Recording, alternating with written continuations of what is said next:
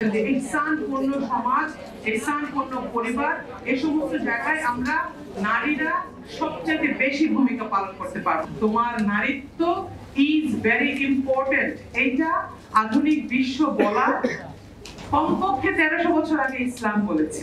সমাজ একটা প্রতিক্রিয়াশীল জেন্ডার হিসেবে প্রতিষ্ঠা করতে চায়, তাই না? এই যে আমরা কোরআনে পড়ি না যে মানুষের একটা মৌলিক কাজ হচ্ছে সত্যকে প্রতিষ্ঠা করা আর মিথ্যাকে ধ্বংস করে দেওয়া। নারী যখন চ্যালেঞ্জিং সিচুয়েশনে পড়ছে, তাই না? আমার ছেলের বউয়ের বা আমার নিজের ভাইয়ের বউয়ের একটা বেবি হলো, সে কষ্ট পাচ্ছে, সে উঠতে পারছে না, সে ঠিক মতো কাজ করতে পারছে না, তার ঘরটা আগোছালো থাকছে।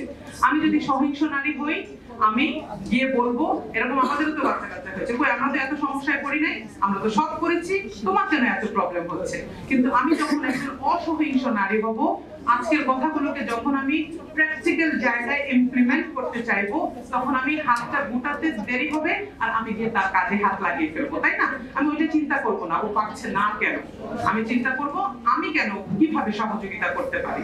যে নারীকে তুমি নারী এবং তোমার নারী বা তোমার নারীত্ব ইজ ভেরি ইম্পর্টেন্ট, এইটা আধুনিক বিশ্ব বলা কমপক্ষে 1300 বছর আগে ইসলাম বলেছে, তাই না? চমৎকার ভাবে বলেছে, একেবারে দেখিয়ে করে আমাদেরকে দেখিয়ে দিয়ে বলেছে যে এই নারীর মর্যাদা কি বলে পৃথিবীর অন্য যে কোনো সৃষ্টির মর্যাদার থেকে মানুষের পুরুষদের থেকেও বেশি, তাই না?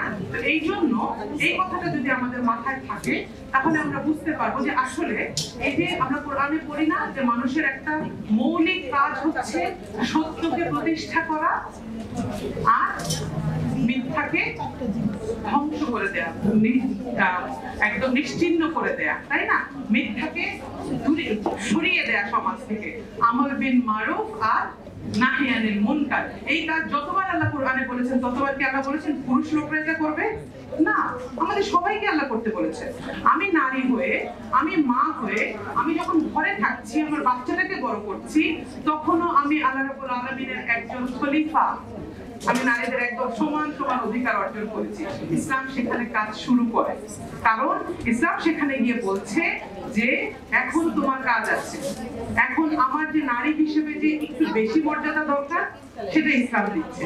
নারী হিসেবে যেখানে আমার একটু প্রাইভেসি দরকার সেটা আমাকে ইসলাম দিচ্ছে। নারী হিসেবে যেখানে আমার একটু সফটনেস দরকার, না একটু টেন্ডার একটা বস দরকার, ওইসব জায়গায় ইসলাম আমাকে ফ্যাসিলিটেট করছে, আমাকে সুযোগ দিচ্ছে।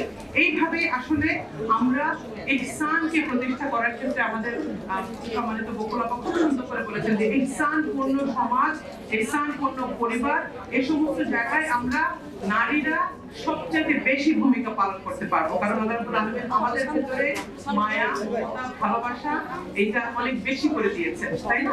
আমরা ইহসান প্রতিষ্ঠা করতে পারবো, আমরা আখলাকের মডেল হতে পারবো আমাদের বাচ্চাদের সামনে, যেটা বাবারা ইউজুয়ালি একটু কম সুযোগ পান, আমরা সেটা করতে পারবো।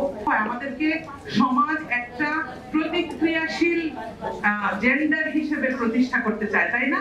যে আমরা কিছু হলে আন্দোলনে নেমে যাবো, কিছু হলে বলবো যে আমার এটা দেয়া হচ্ছে না, ওইটা দেয়া হচ্ছে না, আমার হাজবেন্ড আমাকে ফাইন্যান্সিয়াল স্বাধীনতা দিচ্ছেন না, আমার হাজবেন্ড আমাকে না এনজয় করতে দিচ্ছেন না, মজা আনন্দ করার সুযোগ দিচ্ছেন না, আমার জীবনটা এটা সেটা। নাহার এই জুবাইদা একটা নহর আছে না, ইরাক থেকে মক্কা পর্যন্ত একটা ক্যানেল করা হয়েছিল, যেখান দিয়ে ইরাক থেকে পানি আসতে পারে মক্কায়, এবং মক্কার সেচ কাজ এবং অন্যান্য কাজে যেন ওই পানিটা ব্যবহার করা যেতে পারে।